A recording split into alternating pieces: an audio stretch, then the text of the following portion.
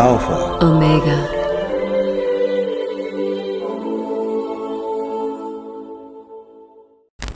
Thank you for joining us on Easter Sunday. Well, we have quite some things to share with you today, don't we, Leslie? Yes, in fact, a number of really amazing revelations will be revealed to you today. A lot of things coming up here. I am Bishop David Griffin, and I'm here together with Reverend and High Priestess Leslie McQuaid. Now, Leslie is both a Reverend and a High Priestess, as she is both an ordained minister, and at the same time, she is also a Wiccan High Priestess. And how that came to be is going to be an interesting story that Leslie will tell you today. As for me, I've been involved in esoteric studies for a very, very long time. And actually, the whole thing began for me when I was a kid. And growing up as a teenager, I began to realize that there must be more to Christianity than what I was experiencing. And it seemed to me that the message that we were getting in the Bible was only part of the story. Because we were hearing the message that Jesus was giving to the masses, but very little about what Jesus was teaching his disciples. Seems a little strange, doesn't it? What we would like to share with you today are a whole bunch of interesting things. Today is a very special day. In fact, it's a historic day. Today is a weird Easter, no? Very strange. For the Very. first time in almost 200 years, the egg celebration at the White House will not be taking place. Oh, that's so sad. It's tragic. It's tragic, and many, many other things. Believe it or not, there are today people who are being arrested for going to church. Well, if not arrested, ticketed. It's been going on for a week already. Folks, we are in a serious situation here. It's very serious, no, Leslie? It's incredibly serious. We are all under house arrest. We are involuntary prisoners in our own homes. Exactly. And there is absolutely no reason for it. This should show us just how quickly freedom can disappear. In fact, freedom can disappear very quickly. Look what happened to us. So fast, just because of a virus. Might not have even been a virus. Had they said it anyway, we would have all reacted the same. What we have shown here is just how quickly humanity will acquiesce and put up with totalitarianism. I mean, we are, for all purposes and effects, under martial law already, at least for now. Our ancestors would be absolutely horrified to see us in these conditions. Absolutely. It's really, really horrific what is happening to us. Now, you may ask, so what does all of this have to do with what we're doing here today? Well, we're here gathering today in a religious, spiritual service and webinar where we're going to be transmitting important information on Easter Sunday in the last remaining refuge where we can actually gather together today. I mean, that is not cool. Not at all. Here we are in cyberspace, which we all know is heavily censored already, and now it's taken away from us our ability to physically assemble, to gather together as a group, even to go to church on Easter Sunday. That is astonishing, the lack of freedom that we are now experiencing. About what a travesty it is that we can't gather physically today. That's right. And people are actually getting ticketed for going to church today. And we're talking about just how horrible it is that our freedoms are being trampled on the way they are.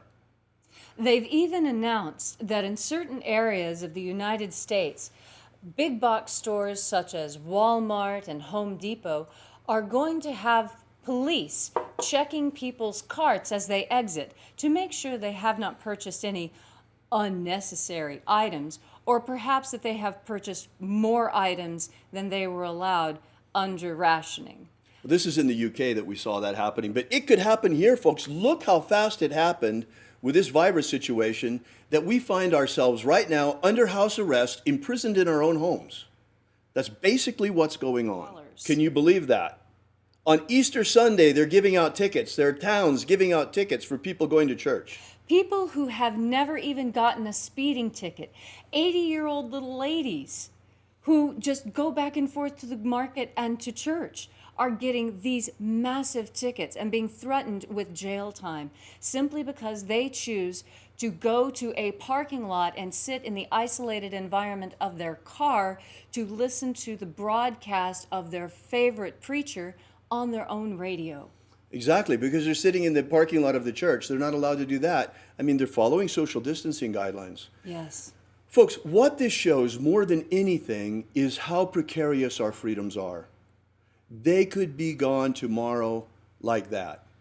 I think we're going to come out of this okay this time, relatively okay.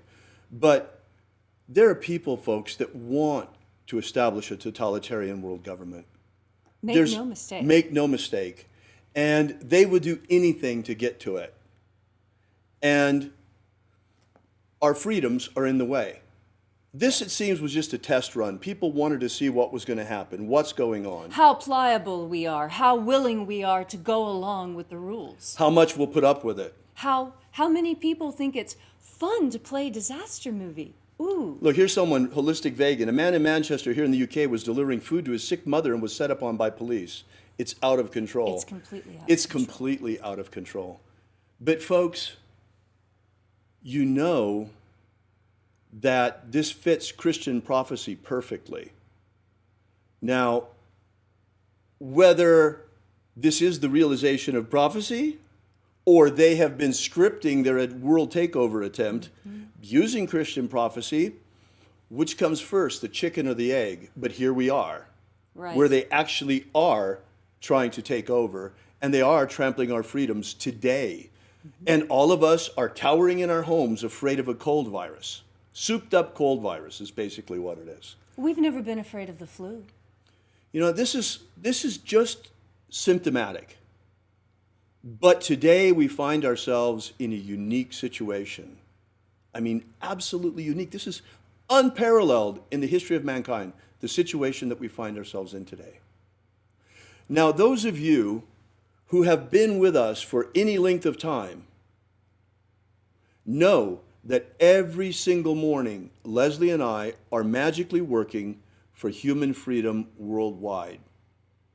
Now you know why. We have seen this dark tide coming. We've been fighting against it. We've been trying to turn the Titanic around and get it away from the iceberg. Encouraging people to help us Right. lend their energy. Right, to the cause of human freedom. When our freedoms are so precarious, on the edge of a razor blade, and could be gone tomorrow. In fact, according to Christian prophecy, the Great Tribulation is coming. And it looks like it's upon us, folks. I mean, look around. Look around and look at what's happening. They're already experiencing the Great Tribulation in China. People are being Right. burned alive. Right. You know, there were Overdose. stories coming out of China of the crematoriums burning people who died of COVID-19 and hearing screams coming out of the crematoriums from people that were still alive. I mean, this is happening in the world today. Today. And just because you're not experiencing it face to face doesn't make it any less real or Right. any less dangerous to you personally. I mean, you saw how fast this virus got around the world, and we all got affected by it. So, here we are, folks, in this weird situation. It's absolutely bizarre. Very, very strange situation. Never heard from before in the history of mankind. The whole world is basically under house arrest. All of us. In one way or another. Half the world, but I don't want to exaggerate. Right. But pretty much. By one little virus. That was all the change that it took. Now you see how precarious it is. So now, folks, that's the reason why we chose today, Easter Sunday, to explain to you the true meaning of the rapture. The rapture, of course, we're talking about from Christian prophecy.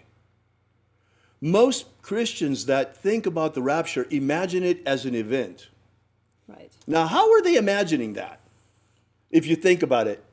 It was described to me as people would rise up all at once, and there would just be a massive Yeah, all of these uplifting. people coming out of their graves and flying up to meet Jesus in the air.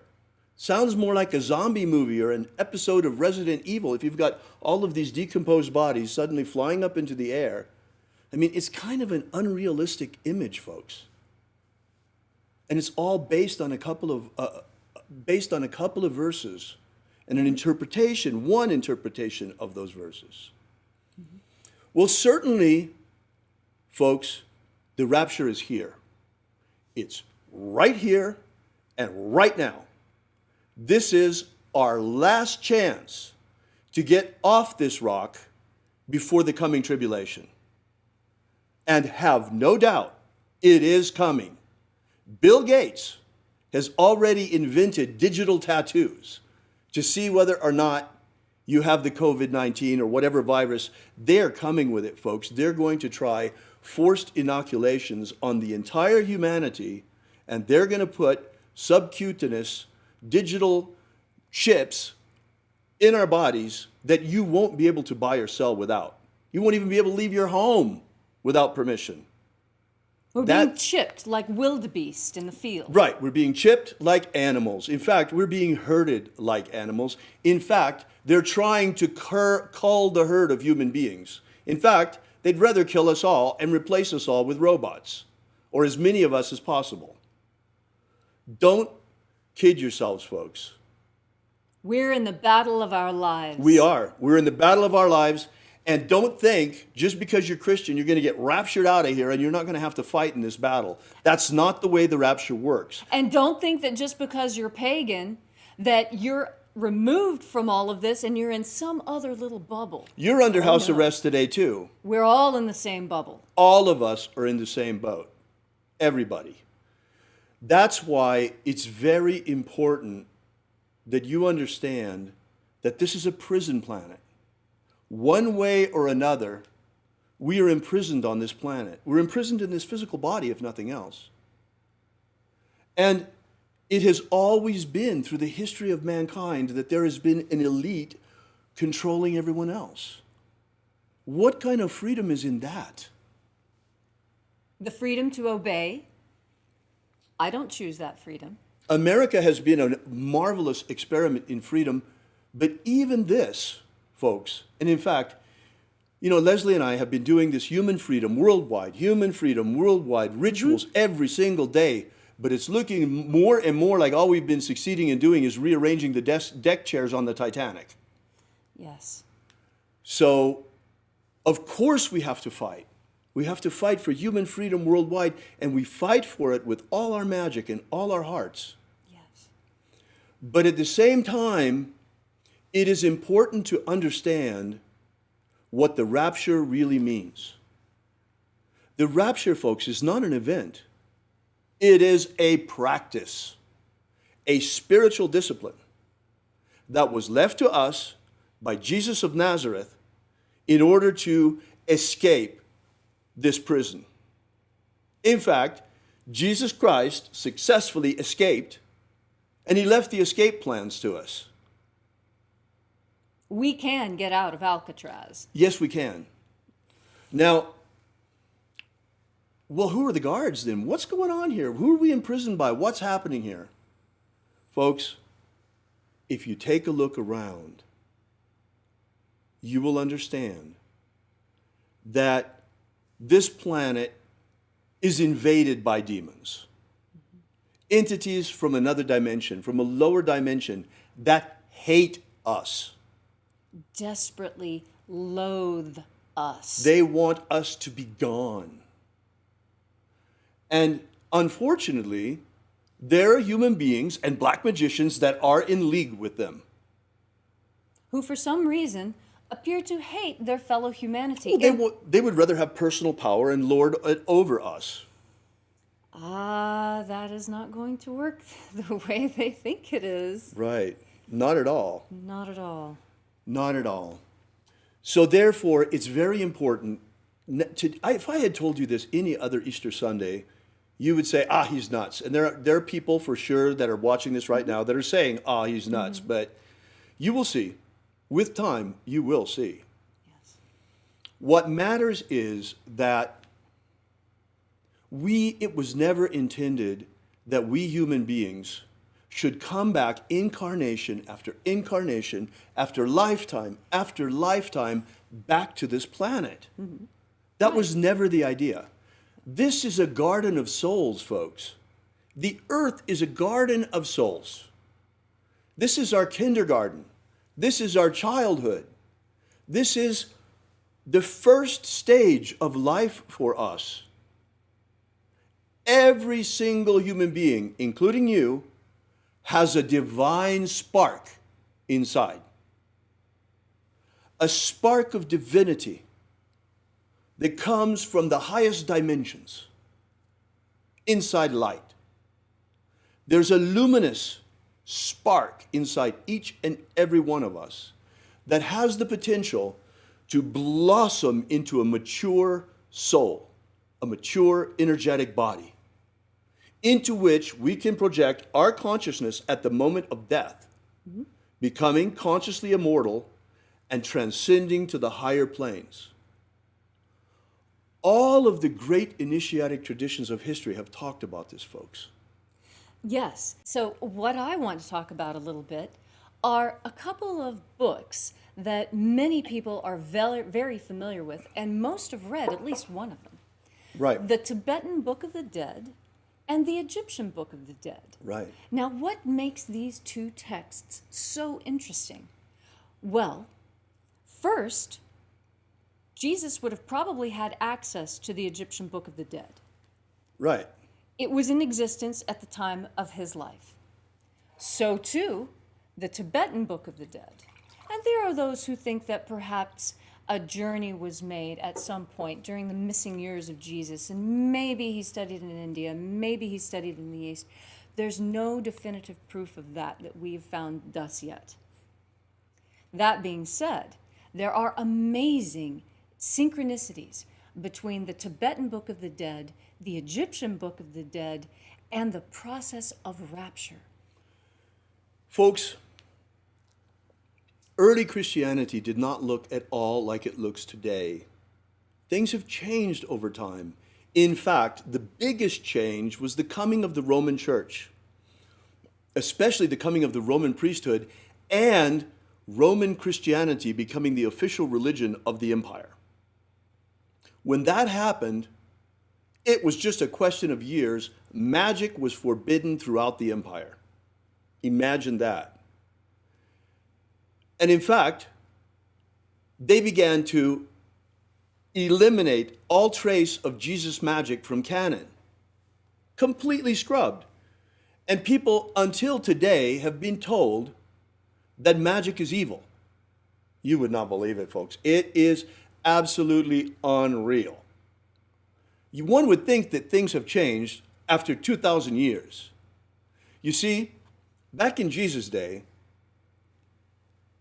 they accused him, the religious leaders of the day, the scribes, they accused him of casting out demons by the power of the prince of demons. In other words, being in league with demons himself.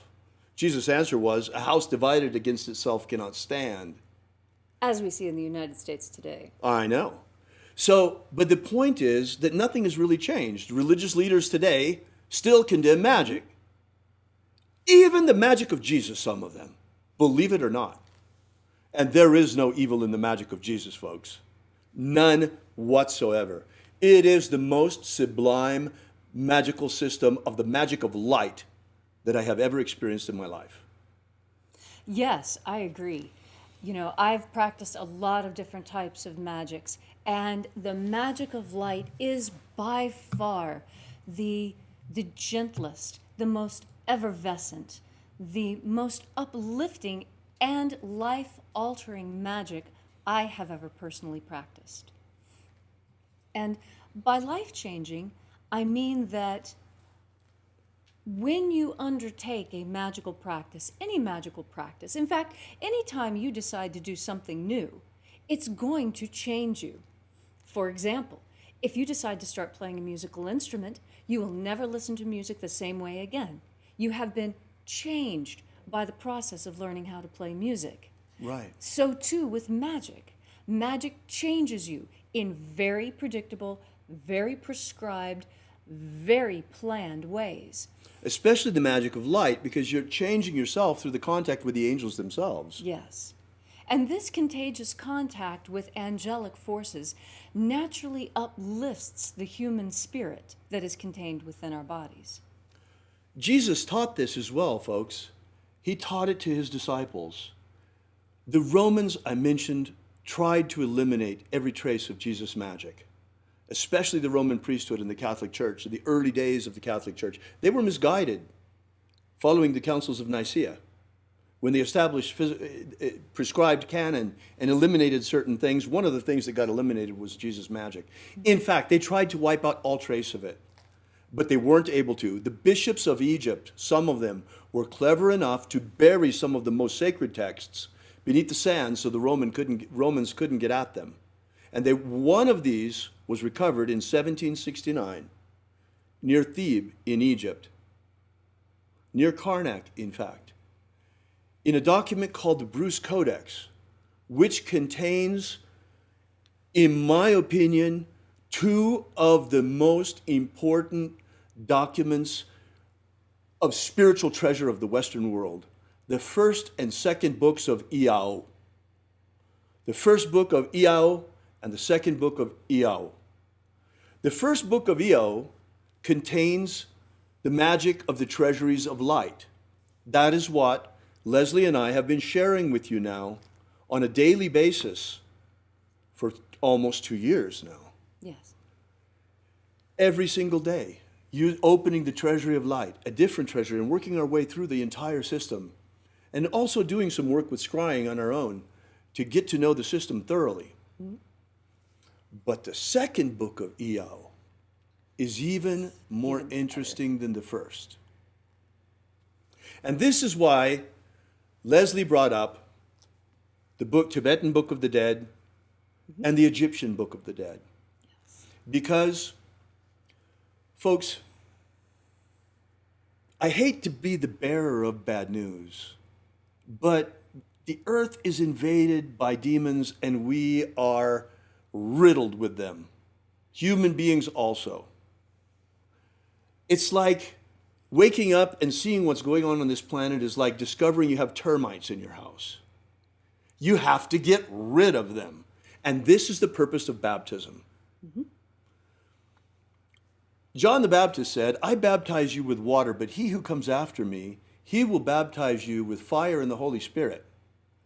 Well, he was referring to Jesus' baptisms that are contained in the second book of Iao. Yes. The baptism of the waters of life, the baptism of fire, and the baptism of the Holy Spirit.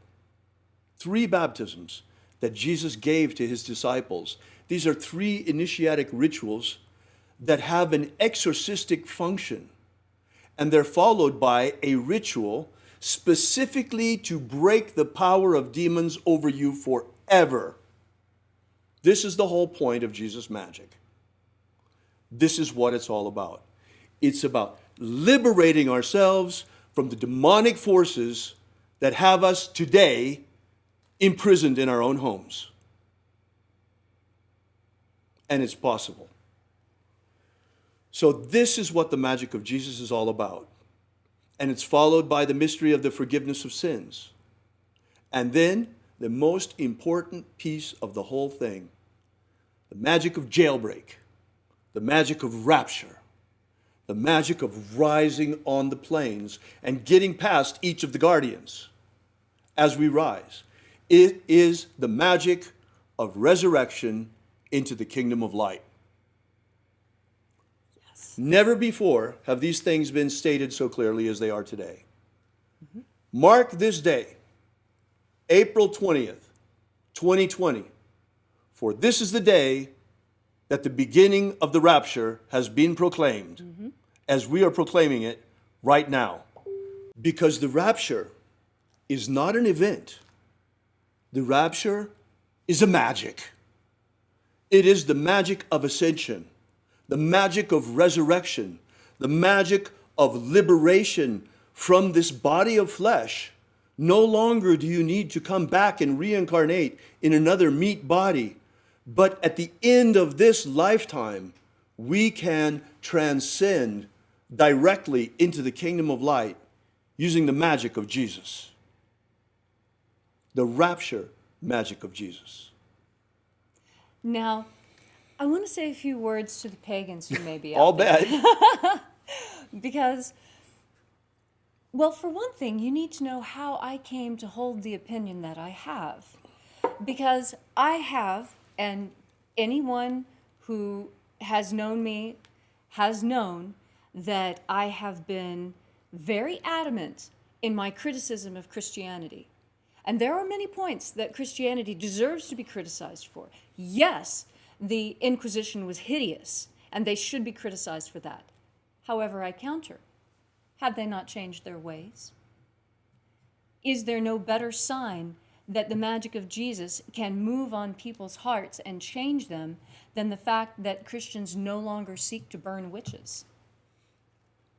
Now, another thing that perhaps may surprise you is that I am absolutely now comfortable with Christians and Christian magic. This was not always the case for me because I had some baggage, which a lot of pagans do have baggage from this.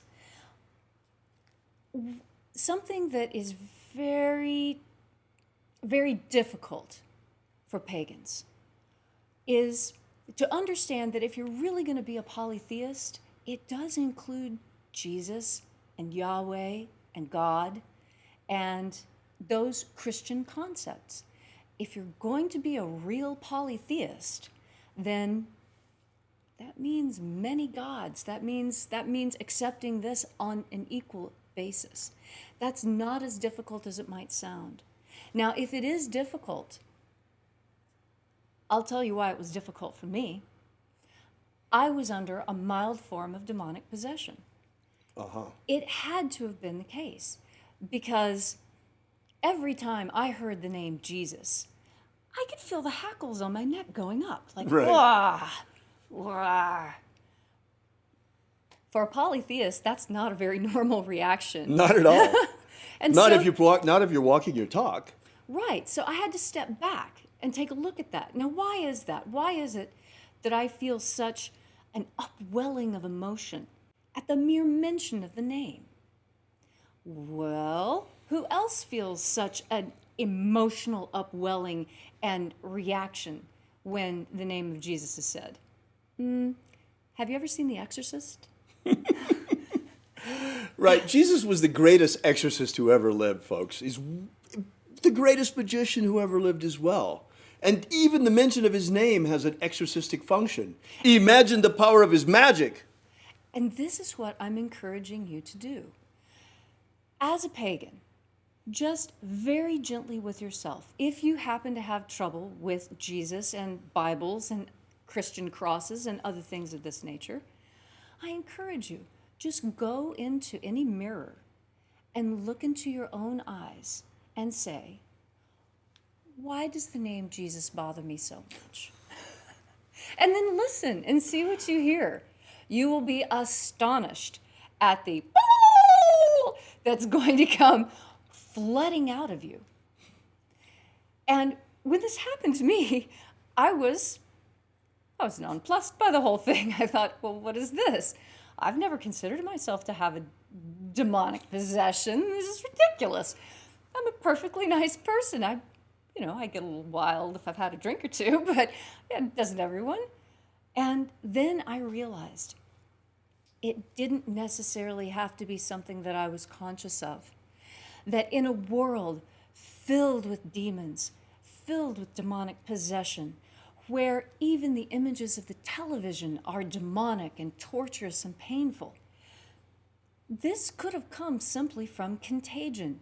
Just like contact with the angels raises you up, contact with demons drags you down. Right. And I realized that just living in this world was enough to get the stink of demonic energy on me such that it needed to be cleaned off. And this is the purpose of baptism. But don't kid yourself. Christian magic is not, or Jesus magic is not the only form of exorcism, by no means. No, the Tibetans have an incredibly effective form. Very wealthy. They've got the big purba that they use, and drums and horns. But all of the great initiatic traditions are concerned about banishing these demons. Also, shamanic traditions, dark shamanism that a lot of people don't want to talk about, where you use somewhat malevolent forces. That's war magic. Dark magic is, there's a war magic that can be used. But even shamans use depossession to pull out the negative entities. And how many ancient cultures believe that all illness, all human suffering, all sickness, all pain come from demonic infestation? In fact, that can be argued even today. Yes.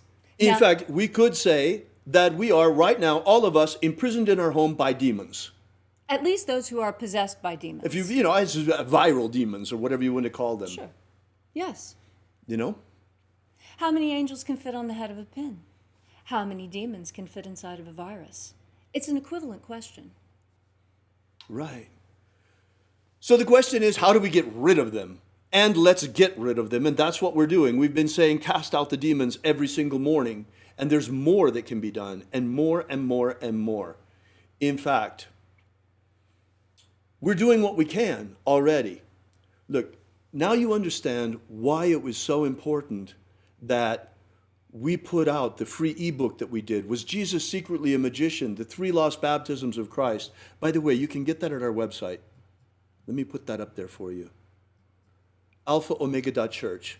If you go there to alphaomega.church, you can download this ebook for free, and it's amazing. It will give you some history of Jesus as a magician, and the most important thing is that you can download in that ebook. We have published all 3 of the secret baptisms of Jesus that he used to baptize his disciples. The baptism of the waters of life, of fire, and the Holy Spirit.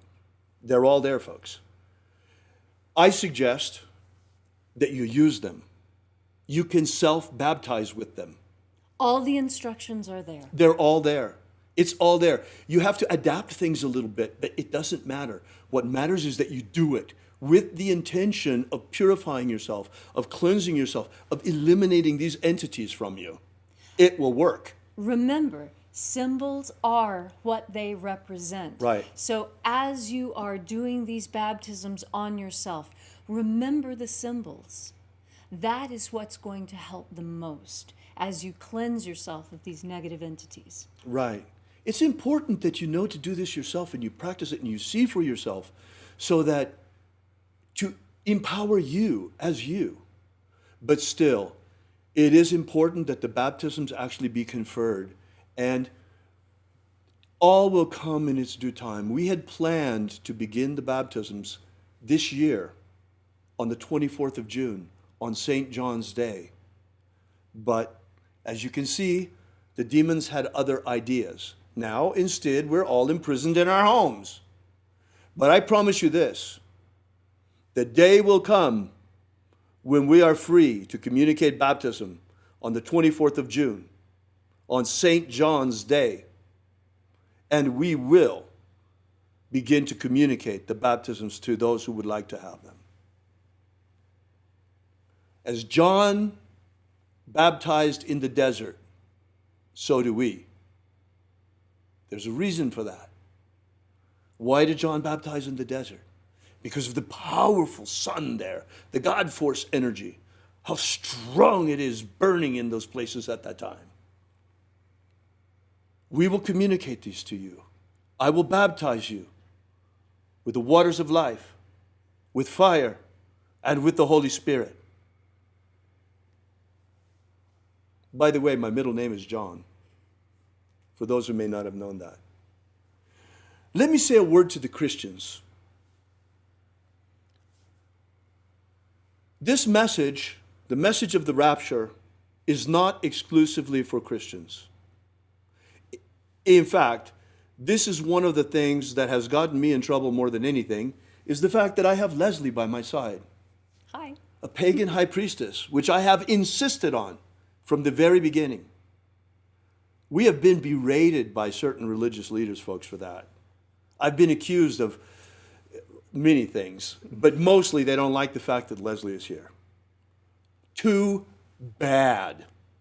The message of the rapture, the magic of Jesus, is for all who want to practice it, not just one sect or another.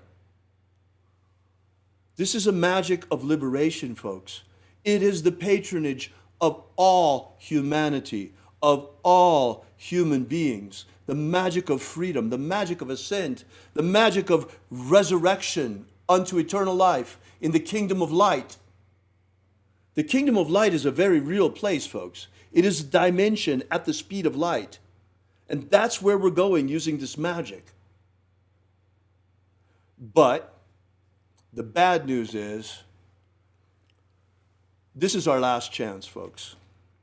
Like I said, we've been trying to turn the ship around, avoid the iceberg, turn the Titanic around. So far, we've only been able to rearrange the deck chairs. That's why today that we're all imprisoned in our homes, we are bringing out the magic of rapture and the message of the liberation that comes with the magic of Jesus.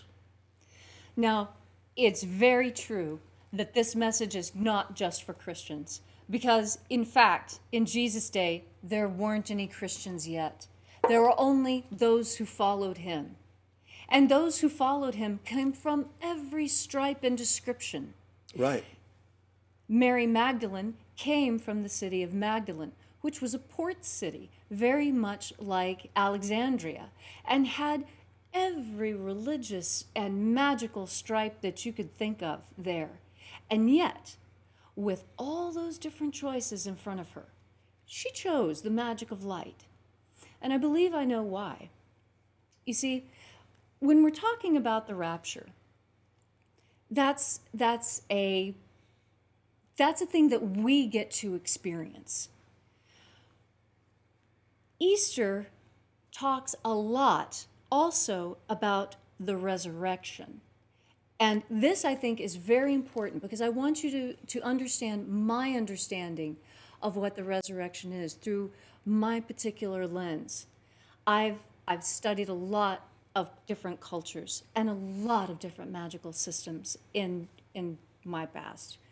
And the resurrection fascinates me. And one day in meditation, I received an answer to my question. What is so important about the resurrection? I mean, it just seems like a strange story to me. For pagans, the most important idea, the thing that you really need to understand, is that it wasn't the cross, it wasn't the torture, it wasn't the moving of the rock after 3 days. It was the fact that he could leave his body at will and return, even when the body was, for all intents and purposes, physically dead. No discernible heartbeat, no discernible breath, no blinking, stick a needle in his eye, he doesn't flinch. Okay, must be dead, take him down, put him away before he stinks, right? It is amazing that someone could physically disconnect their spirit from their physical body, leave, and then come back and reanimate that body. That is a magical power that I am awed by, to be quite honest. I have seen some really incredible acts of magic. I've seen telekinesis. I have seen levitation. I've seen some really kind of startling, freaky things as well when I was hanging out with the Indians. But I have never seen anyone who has the ability to die and come back. That is a magic beyond all others. And what that says is that his light body was so fully intact and so functional that it was ready right when he needed it. And he could just bloop, step right into the new suit and out of it and back in and out again. And this is talked about in the Bruce Codex, how he was able to put on the robe of light. The robe of glory, exactly. He recovered his robe of light. You know, this story is quite amazing. And it's very important for the Christians out there to understand that Jesus' main message was not salvation. His message was abundant life, here and now. And you can have all the life you want. We call it God force energy. You just have to learn to assimilate it and shine it. This is the most important part of his message. And it's the part that Christianity today has lost, because the pastors of today, by and large, are but the blind leading the blind, as was the case in Jesus' day. In fact, many of them condemn the magic of Jesus itself, when it is the true magic of true salvation, the magic of transcendence, the magic of resurrection unto the kingdom of light, the magic of ascent into the luminous dimension inside the sun. And that's another thing, folks. Why is it that humanity still today apparently can only imagine life on other planets and not life in other dimensions? Why do we have to think that there could only be life on a planet in another solar system? Why not? Why can we not even imagine that the stars themselves are teeming with life? Life not like what we know, because it's a luminous life, not material. Right. We scrape together our pennies and send it to the government so that they can build these fabulous machines that carry them places to grab little samples of water and look and see, are there protozoa? Is there life? And all you need to do is open yourself up to the possibilities of life inside of stars, life inside of dimensions, multiple layers of life living on life in an amazing interconnected four-dimensional web, 5 dimensions. In fact, mathematicians have already proved that we live in a universe that is constructed on a structure of 11 dimensions. Wow. We have access to only 3, and peripherally of a 4th one. So why do we think we know what life is? Why do we think we know where it can be found? Those who practiced in the past ancient magics, in fact, had more knowledge of life in other dimensions than we have. Although that is changing. There's a very startling development. There are those who are experimenting with going into other dimensions through the use of hallucinogenic drugs and electrical wires. The problem with that is you don't have any roadmap, and you're just being dragged off to who knows what, and they run smack into these demonic clockwork elves. A lower dimension, because Right. the drugs are pulling them down. Right. Folks, all you really have to do is open yourself to the angels. They will come. And it's really wonderful when you're using the magic of light of Jesus, because the magic of the treasuries of light is astonishing in terms of contacting the angels. And once you contact them, the contagious contact with them, because they are reaching down to you from the kingdom of light, from the universe of light, from the luminous dimension inside the sun, and contact with them changes your energetic body, your nature, so that you become more luminous yourself. This is what the magic of light is all about, in all of its forms. Yes. Yes. By the way, something occurred to me when you were talking before, Leslie. Yes. You know, you're right. Yeah, okay, I get some grief because of the fact that I insist on including you. Oh, but you don't know how much grief I get for including him. I know it goes both ways. Hey, well, we're in good company, because guess what? Jesus got the same grief in his day for including Mary Magdalene. And she, I'm sure, got the same grief for hanging around with him. And she was one of his closest, if not the closest, disciple. And just for the record, no, she wasn't a prostitute. She was a free woman, unmarried. Right. And because she was a free woman, unmarried, in a time when most women her age already were married, that is why in the 1300s, preachers started describing her as a harlot, because in the 1300s, remember, now we're getting back into the Inquisition, now we have to Right. stamp down free women. Right. This is when she adopted that, when that moniker was given to her as part of the Inquisition. It was not even part of the ancient Council of Nicaea. Well, you'll be happy to know that in the first and second book of Iao, when Jesus is talking to his disciples, in fact, some of the most important interactions are with Mary Magdalene, who was one of the disciples. In fact, he called her his best disciple because she was able to grasp his message better than anyone else he taught. Right, right. So, you know, the fact that the magic of Jesus is back, folks, is a big deal. It's a huge deal. In fact, it is the second coming of Jesus' magic. Yes. And we're so lucky that it's back. But it's going to be challenging. It challenges a lot, especially people who are very sectarian in their views, that think it should only be for our group and not for that group over there. Well, I'll tell you this, though. We're putting it out there for everyone. All who would practice. All who would practice. All who would practice. But the prophecy says there will only be 144,000. What does that mean? What this means is that, okay, we are right now in the end of days. We're about to enter into the period of the tribulation. I think it's going to be postponed during our lifetimes. It will probably be the next generation. Because first, the rapture has to have its time.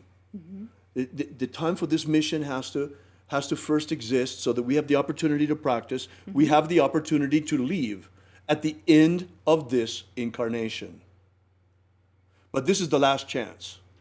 At the end of this incarnation, for those of you who decide, instead of to transcend and become the luminous being you are destined to become, if you decide to keep coming back, things are going to get worse, folks. It's a lot worse. It's not going to be...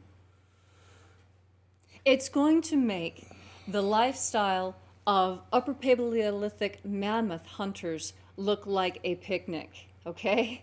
Just so you know, it's really going to be incredibly uncomfortable. Well, they certainly don't want us to have a lot of freedom.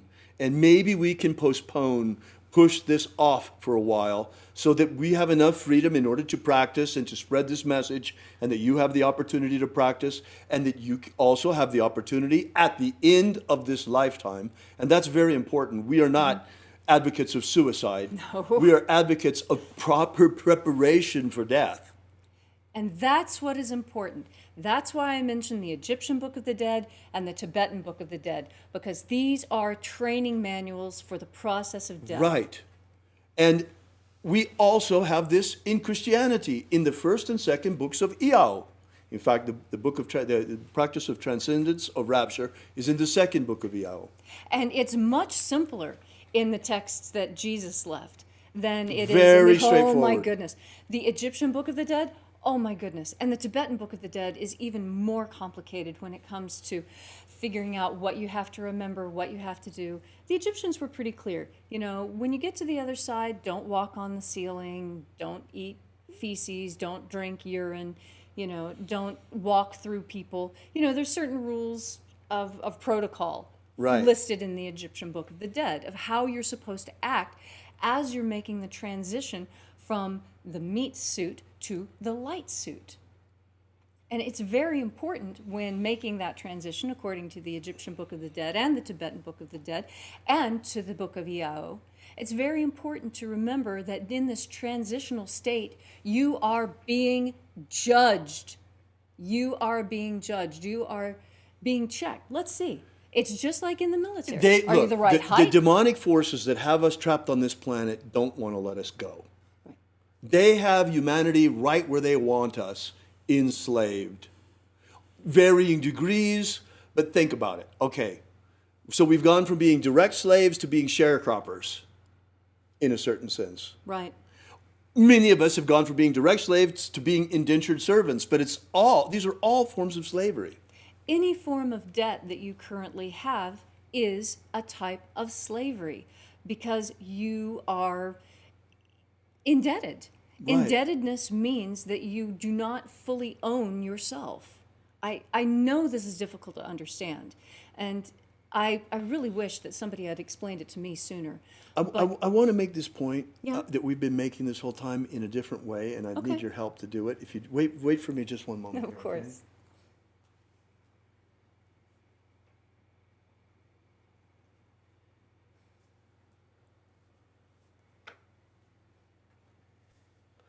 I think you've seen this before. Join me up here where they can see it too. Okay.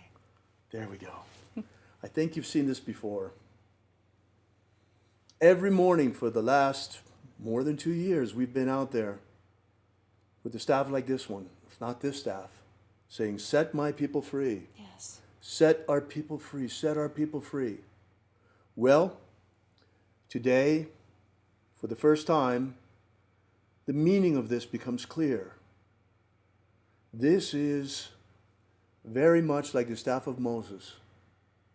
And in fact, this period of the rapture is very much like the Exodus.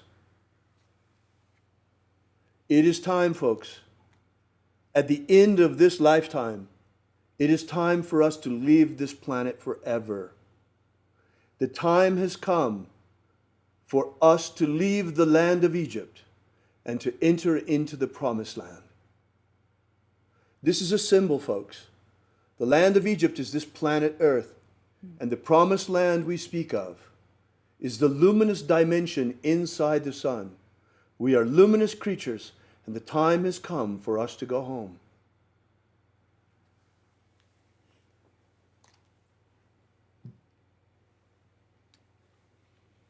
So we urge you, begin with the practice of the magic of Jesus.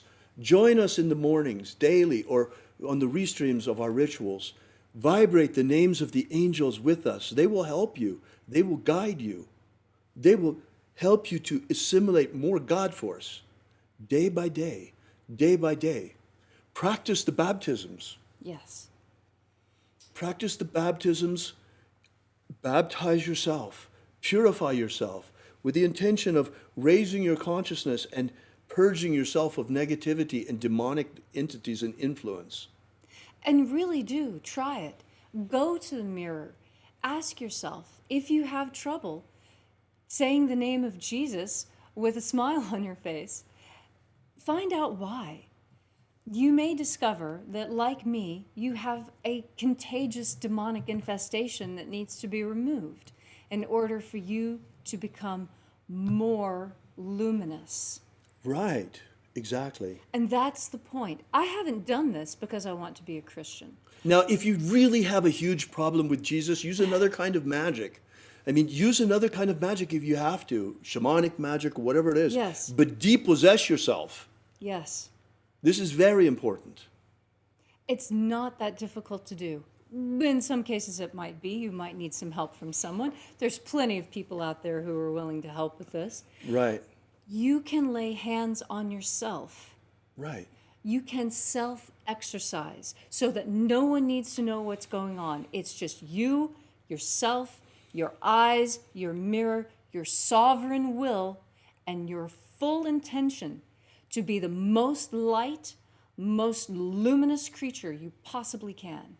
And to the magicians out there, remember this. Symbols are what they represent. What is happening also today is that the magic of exorcism is becoming more important than ever before.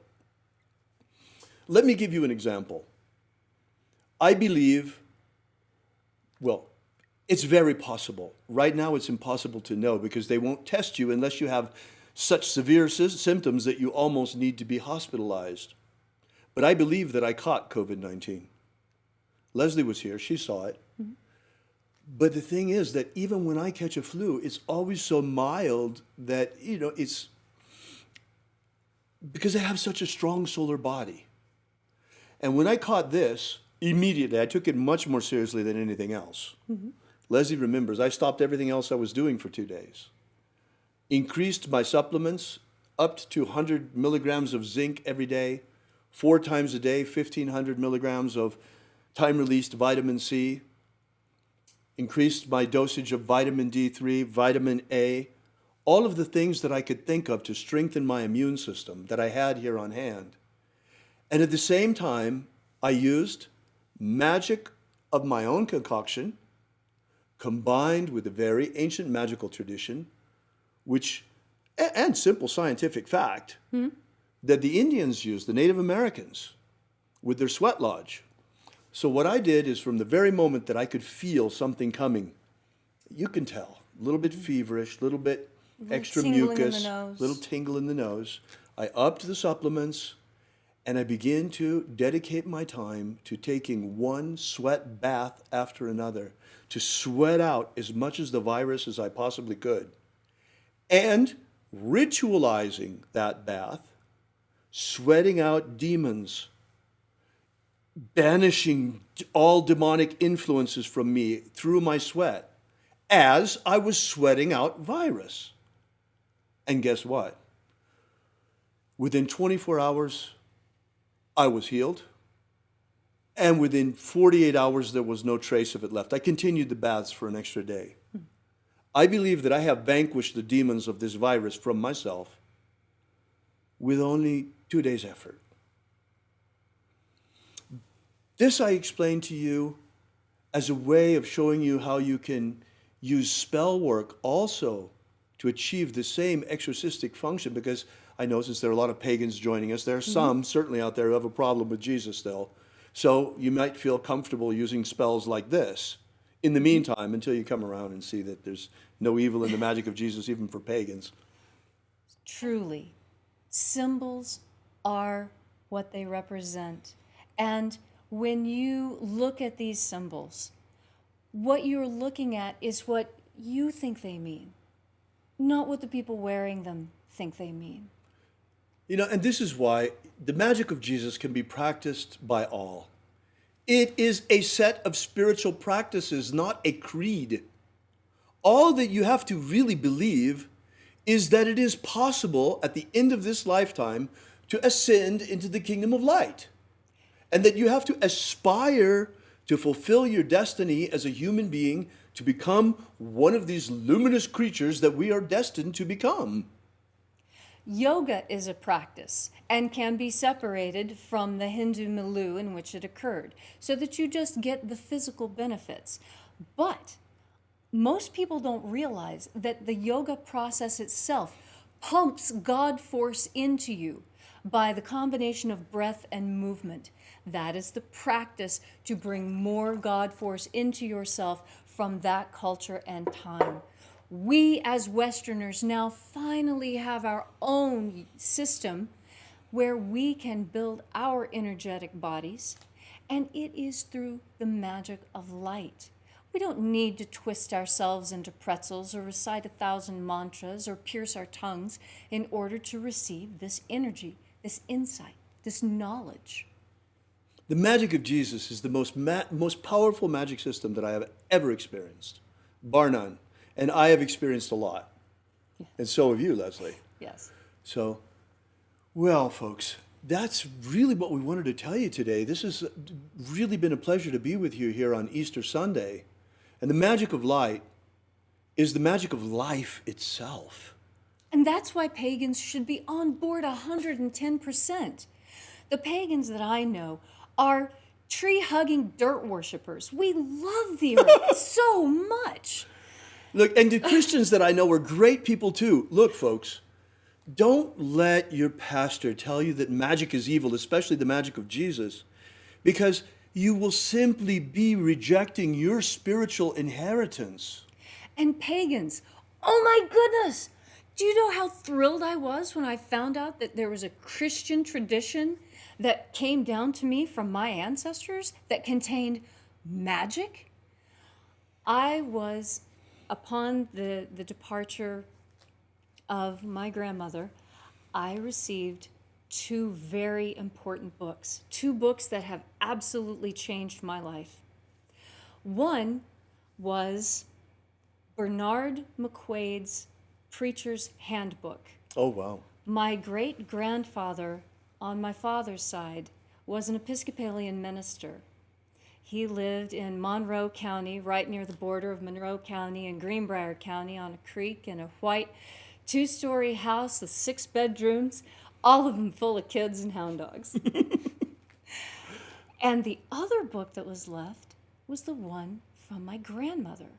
She had converted to Catholicism, and I had what had been given to her by her priest, a very old copy of the Order of the Mass. Wow. I have the consecration of bishops, how to perform a Catholic exorcism, the way the Catholic Mass is structured. It's in Latin, it's in English, side by side. And as I started going through it, and going through the other one, I realized, oh my goodness, these are books of shadows. These are spell books. And I went through and I started working some of the spells. And the magic that is contained there is every bit as powerful as anything I learned from Manny Two Feathers.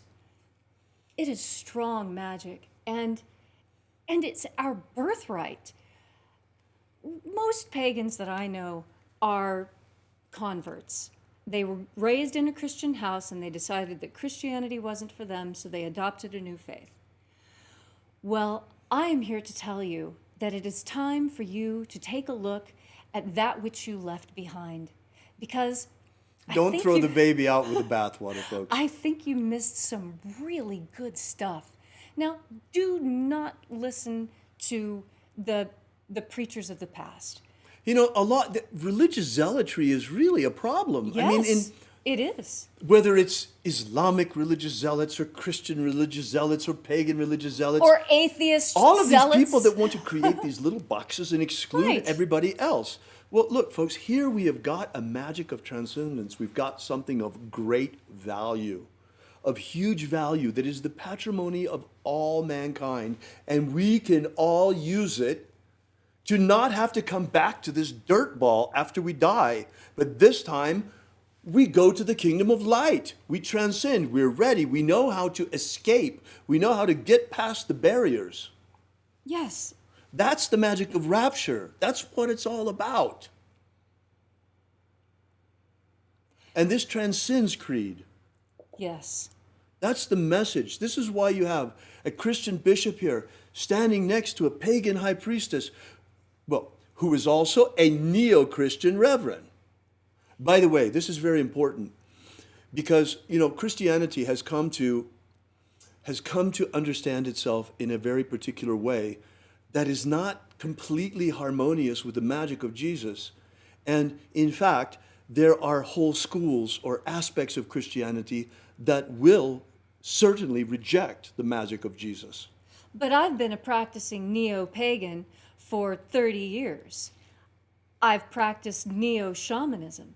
And when I looked at this system, Right, I couldn't see it as the Christianity that I remembered from my childhood. right. I could see vestiges of it. This is why we call it neo-Christianity. This is neo-Christian magic, folks. The magic of Jesus is neo-Christian. It's available to all. And I am perfectly comfortable with calling myself a neo-Christian, because what it means is that I have found the message of Jesus, the master magician, in a new way. Indeed. Indeed you have, Leslie. And both of us are really astonished by its power and its beauty and its glory, and we're so honored to be able to share these things with you and to play a role for humanity in bringing these things out. You know, neither one of us have any children left. Leslie chose not to have children, and then I lost my only son. Well, he was our son by that point. And after that, both of us, we don't really have any skin in the game here, folks.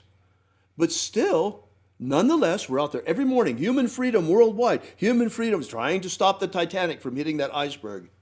Well, now we see that it's time not just to keep trying that, which we will every day. We're not changing that. Oh, yes, we're going to keep But at it's it. also time to man the lifeboats.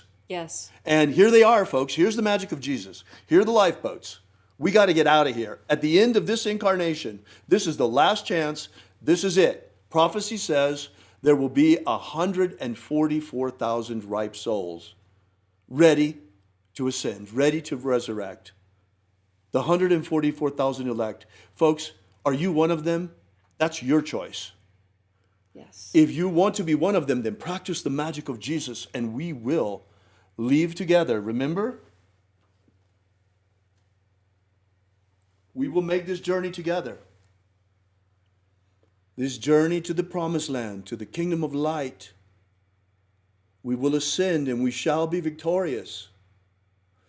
But we choose in neo-Christianity for our organization, we choose not the symbol of the cross to represent us, because the symbol of the cross is a symbol of death. And we don't worship a dying Savior. Rather, we practice his living magic. And therefore, we choose the symbol that Jesus chose himself. For he said, I am the Alpha and the Omega. Yes. Thank you so much for coming out. May God bless one and all this Easter Sunday. May God bless you. May we be delivered from this imprisonment very quickly in our homes. It is time to cast these demons out, reopen our economies.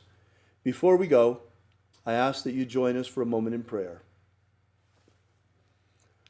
Oh Lord, help us on this path. Help us to transcend at the end of this lifetime.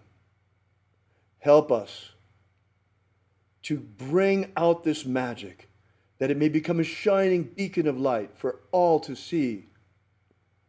Thank you so much for coming out. We ask these things and thank him in the name of Jesus of Nazareth. Amen. So mote it be. Thanks for joining us, folks. Welcome to join us on the Exodus, because the hour of the rapture is at hand.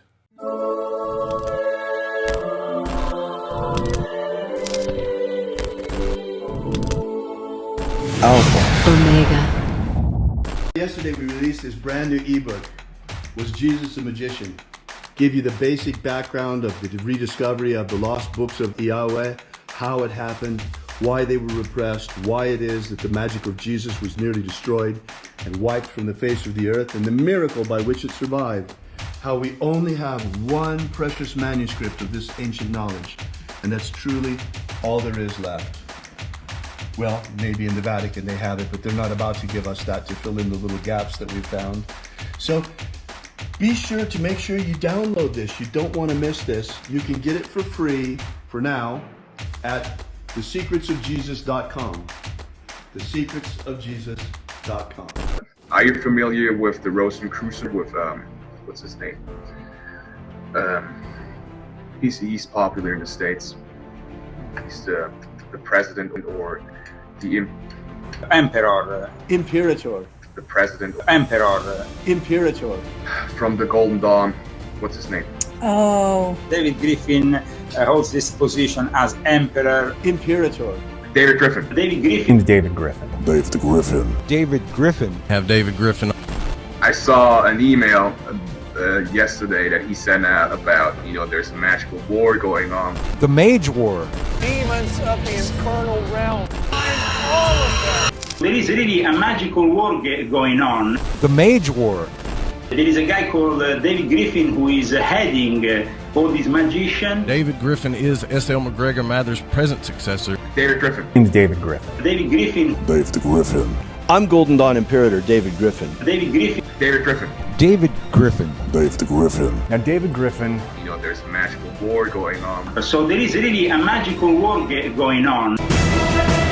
Alpha Omega.